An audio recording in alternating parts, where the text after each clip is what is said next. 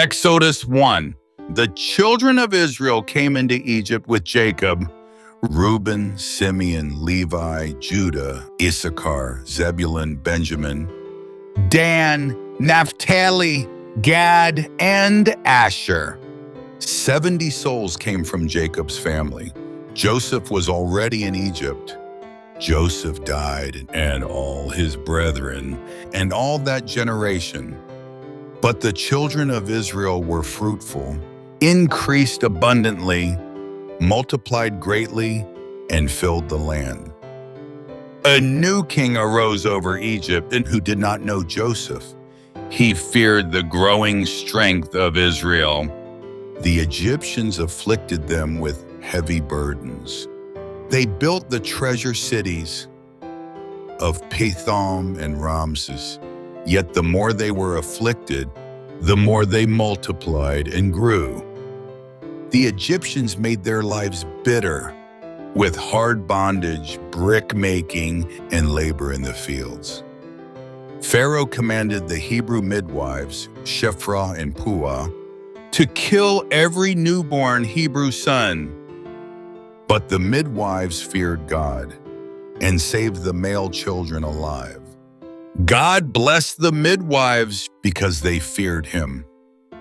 Pharaoh then commanded all his people, "Every son that is born shall be cast into the river." Exodus 2, a man and woman of Levi had a son. His mother hid him for 3 months. When she could hide him no longer, she placed him in an ark of bulrushes. Among the reeds by the river, his sister watched from afar. Pharaoh's daughter found the child and had compassion on him. The child's own mother was chosen to nurse him. When he grew, he became Pharaoh's daughter's son. She called his name Moses because she drew him from the water. When Moses was grown, he saw an Egyptian beating a Hebrew. Moses killed the Egyptian and hid him in the sand. The matter became known, and Pharaoh sought to kill Moses. Moses fled to Midian. At a well, he helped the daughters of Reuel. Moses dwelt with them and married Zipporah. A son was born to him, and he called his name Gershom. Meanwhile, the children of Israel groaned under their bondage. They cried unto God. God heard their groaning, remembered his covenant, and looked upon Israel. Exodus 3. Moses kept the flock of Jethro in the wilderness. He came to Horeb, the mountain of God. The angel of the Lord appeared in a burning bush. The bush burned with fire, yet was not consumed. God called to Moses, "Moses, Moses," and he answered, "Here am I." God said, "Put off thy shoes, for the place where thou standest is holy ground." The Lord declared, "I am the God of Abraham, the God of Isaac, and the God of Jacob." God had seen the affliction of his people. He would deliver them from Egypt and bring them to a land flowing with milk and honey. God sent Moses to Pharaoh to bring Israel out of bondage. Moses asked, "Who am I that I should go?" The Lord replied, "Certainly I will be with thee." Moses asked God's name. God answered, "I am that I am." The Lord promised to bring Israel out of Egypt with mighty wonders. Exodus 4. Moses feared. The people would not believe him. God gave him signs. His rod became a serpent and returned to a rod. His hand became leprous and was restored again. Water from the river would become blood upon the ground. Moses said, "I am slow of speech." The Lord answered, "Who hath made man's mouth?" God promised to be with his mouth and teach him what to say. Still Moses hesitated. The Lord appointed Aaron to speak for him. Moses returned to Egypt. With the rod of God in his hand, God warned that Pharaoh would harden his heart. The Lord declared, "Israel is my son, even my firstborn." Along the journey, Zipporah circumcised their son, and the Lord spared Moses. Aaron met Moses in the wilderness. Together they gathered, the elders of Israel. The people believed and worshiped the Lord, for he had seen their affliction. Exodus 5. Moses and Aaron came before Pharaoh. They declared, "Thus saith the Lord, let my people go." But Pharaoh answered, "Who is the Lord that I should obey his voice?" He refused to let Israel go.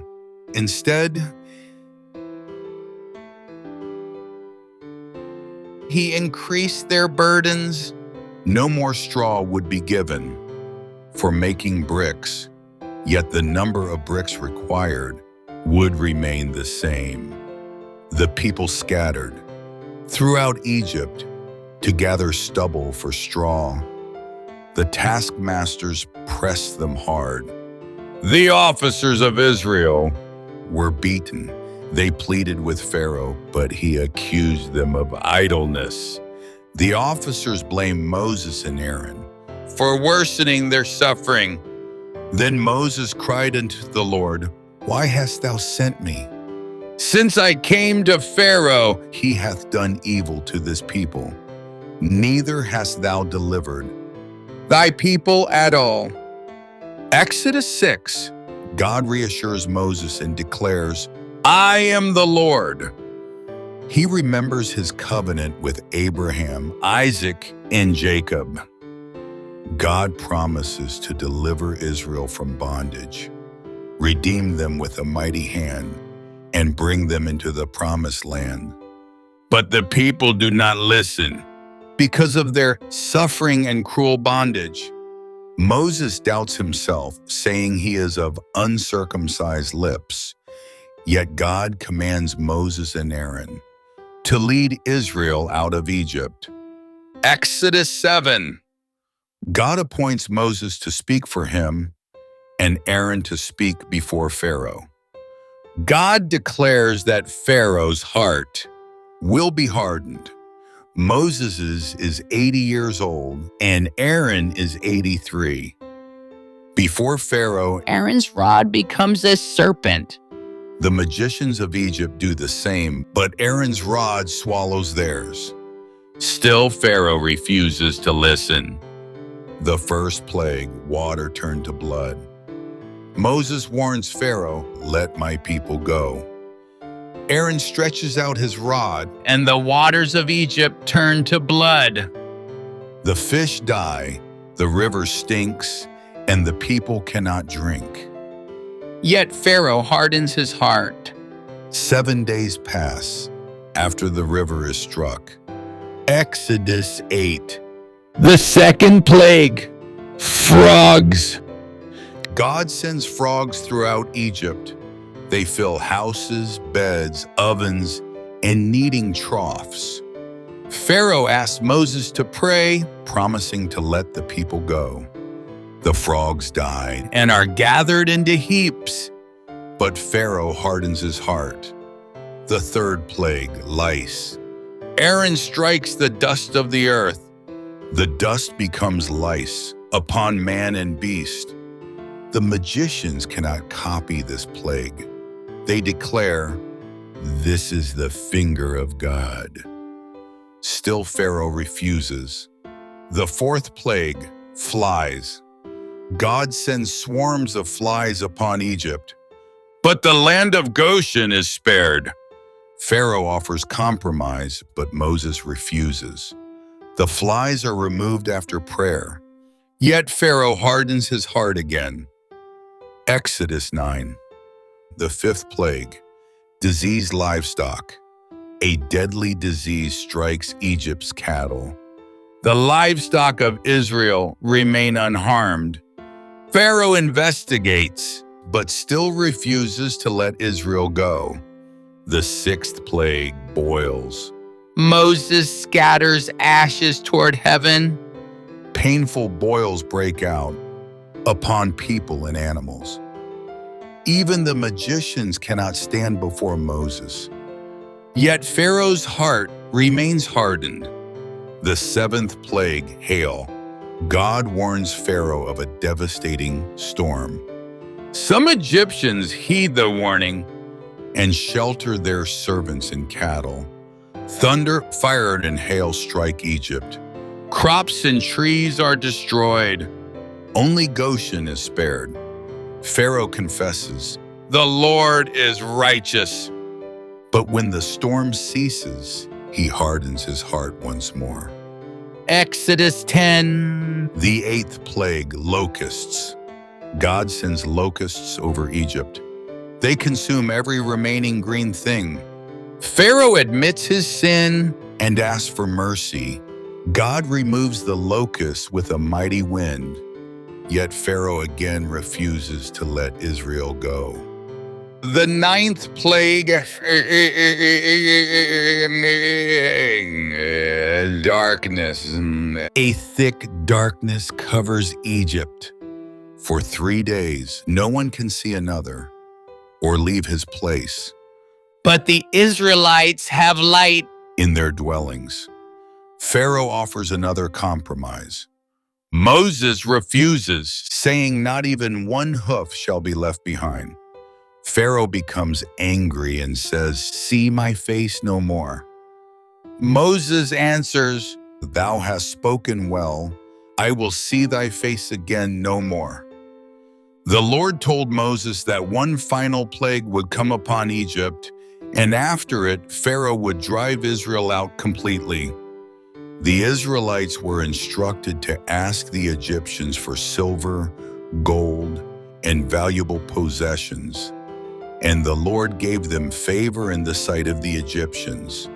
Moses announced that at midnight the Lord would pass through Egypt, and every firstborn in the land would die, from Pharaoh's household to the lowest servant, and even the firstborn of the animals. A great cry would arise throughout Egypt, but the children of Israel would be protected, showing that the Lord had made a distinction between Israel and Egypt. The Lord declared that Pharaoh would still refuse to listen so that his wonders might be multiplied in the land. The Lord then established the Passover and instructed every household of Israel to take a spotless lamb.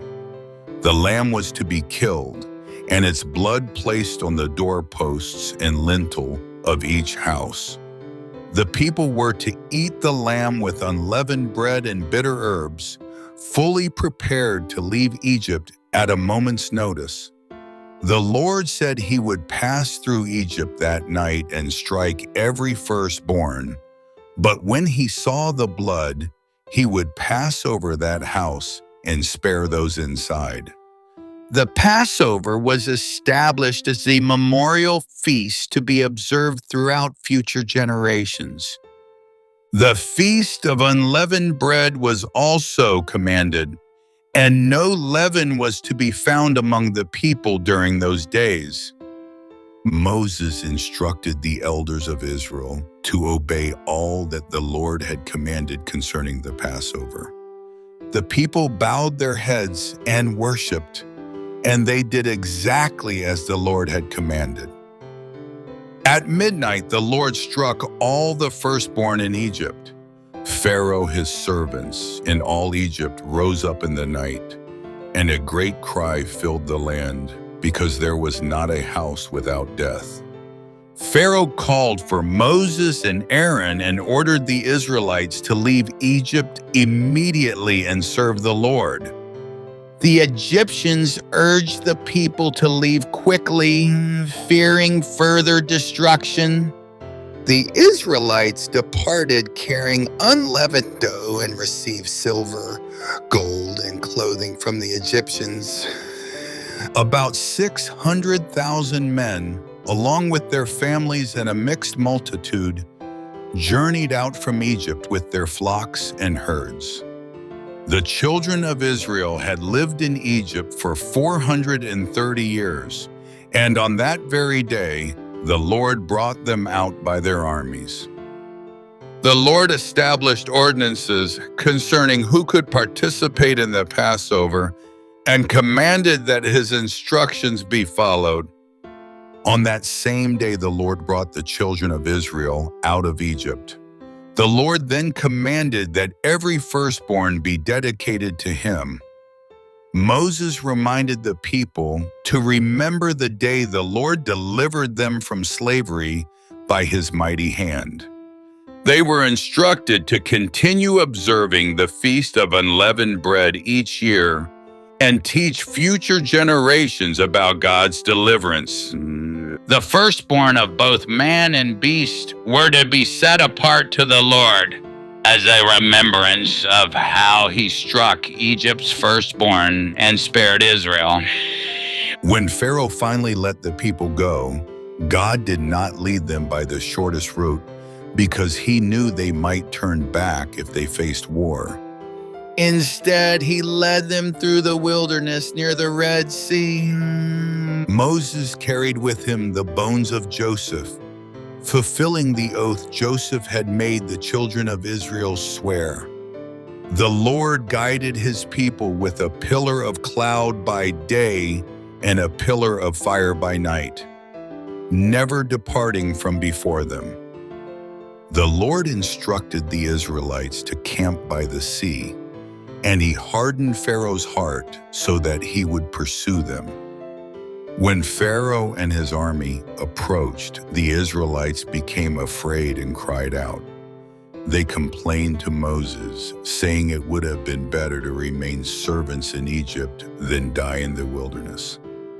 Moses told the people not to fear, but to stand still and see the salvation of the Lord.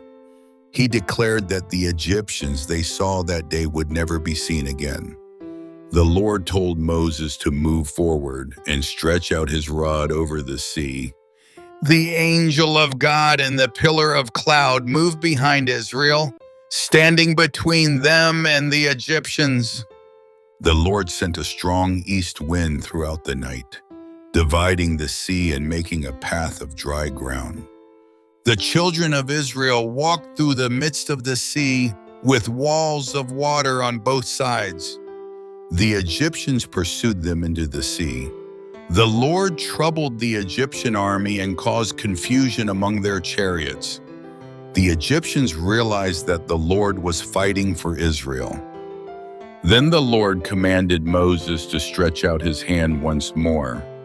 The waters returned and covered Pharaoh's army, destroying the chariots, horsemen, and soldiers. Not one of them survived. But the children of Israel crossed safely on dry ground. The Lord delivered Israel from Egypt, and the people feared the Lord and believed him and his servant Moses. Then Moses and the children of Israel sang a song of victory to the Lord. They praised him for triumphing gloriously and casting Pharaoh's army into the sea. They declared that the Lord was their strength, their song, and their salvation. They praised his power, holiness, mercy, and mighty acts. They proclaimed that the nations would hear and fear because of what the Lord had done. They declared that the Lord would bring his people into the land he had prepared for them, and that he would reign forever.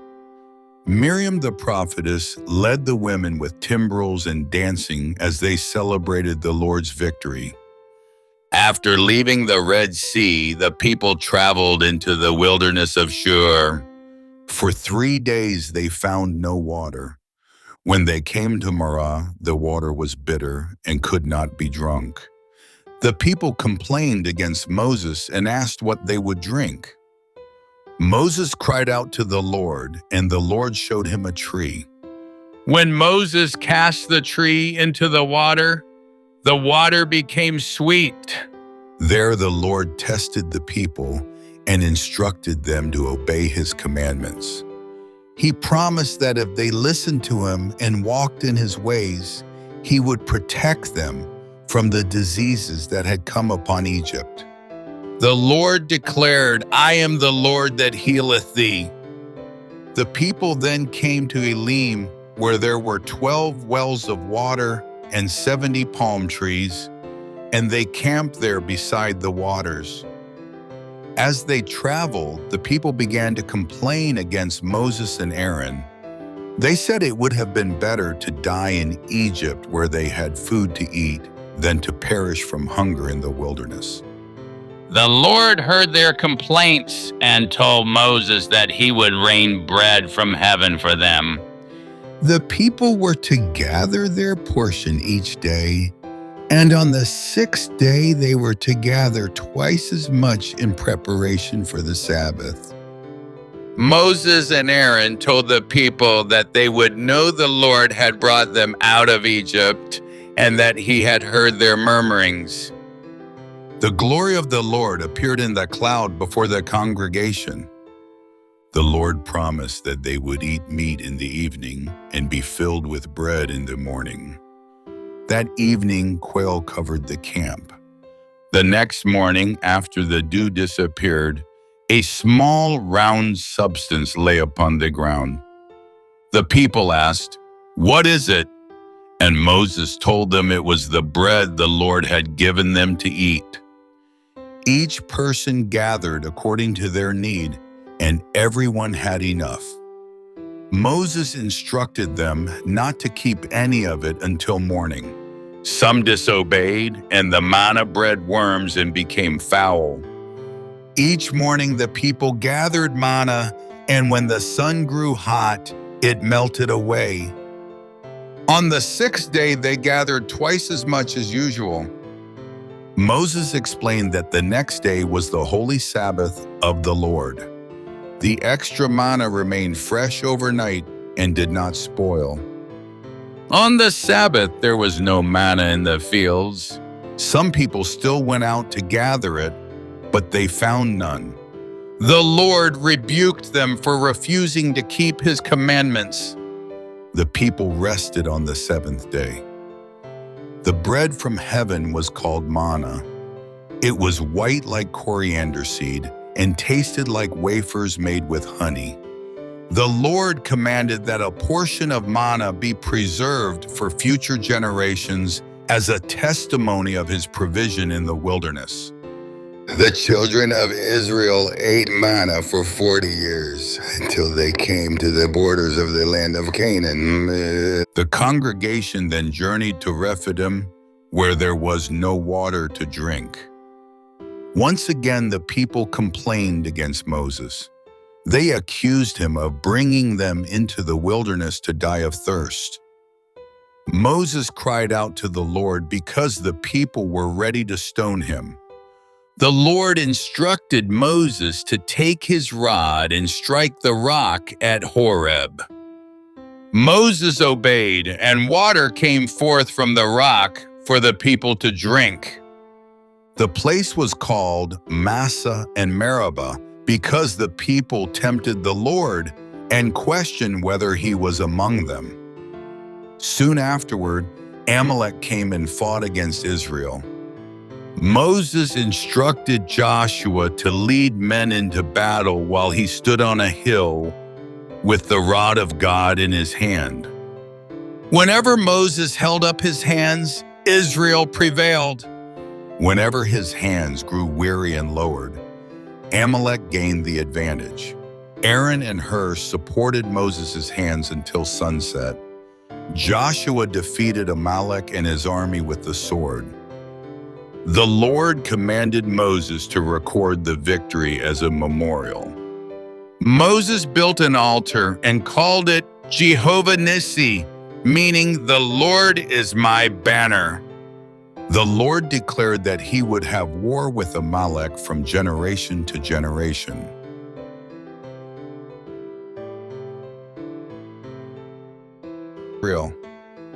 He brought Moses' wife Zipporah and his 2 sons to meet him in the wilderness. Moses welcomed Jethro and recounted all the mighty works the Lord had done against Pharaoh in Egypt. Jethro rejoiced and blessed the Lord for delivering Israel. He declared that he now knew the Lord was greater than all gods. Jethro offered sacrifices to God, and the elders of Israel joined him in fellowship. The next day, Jethro observed Moses judging the people from morning until evening. He told Moses that the burden was too great for one man to bear alone. Jethro advised him to teach the people God's laws and appoint capable men to judge smaller matters. Only the difficult cases were to be brought before Moses. Moses listened to his father-in-law and followed his counsel. He appointed leaders over thousands, hundreds, 50s, and tens. These men judged the people regularly while Moses handled the most difficult matters. Afterward, Jethro departed and returned to his own land. In the 3rd month after leaving Egypt, the children of Israel came to the wilderness of Sinai. They camped before the mountain, and Moses went up to meet God. The Lord reminded Israel how he had delivered them from Egypt and carried them on eagle's wings. He promised that if they obeyed his covenant, they would be his treasured possession, a kingdom of priests and a holy nation. The people answered with one voice, saying that they would do all the Lord had spoken. The Lord told Moses that he would come in a thick cloud so the people could hear him speak. The people were instructed to sanctify themselves and prepare for the Lord's appearance. Boundaries were set around Mount Sinai, and no one was permitted to touch the mountain. On the 3rd day, thunder, lightning, and a thick cloud covered the mountain. The sound of a trumpet grew louder and louder, and all the people trembled. The Lord descended upon Mount Sinai in fire. Smoke rose from the mountain like a furnace, and the entire mountain shook violently.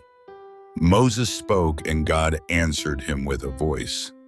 The Lord called Moses to the top of the mountain and warned him again to keep the people from breaking through the boundaries.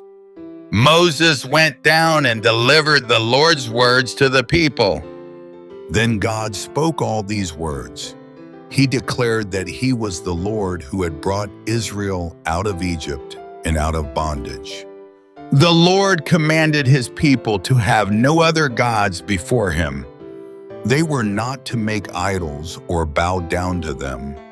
They were not to take the name of the Lord in vain. They were to remember the Sabbath day and keep it holy. They were to honor their father and mother. They were not to murder. They were not to commit adultery. They were not to steal. They were not to bear false witness. They were not to covet anything that belonged to their neighbor. When the people witnessed the thunder, lightning, trumpet, and smoke, they stood at a distance in fear. They asked Moses to speak to them instead of God, fearing they would die. Moses told them not to fear, for God had come to test them so that they would not sin. The Lord then instructed Israel not to make gods of silver or gold. He commanded them to build simple altars for worship and sacrifice. If they built an altar of stone, they were not to shape it with tools. They were also not to approach the altar by steps, so that modesty would be preserved before the Lord.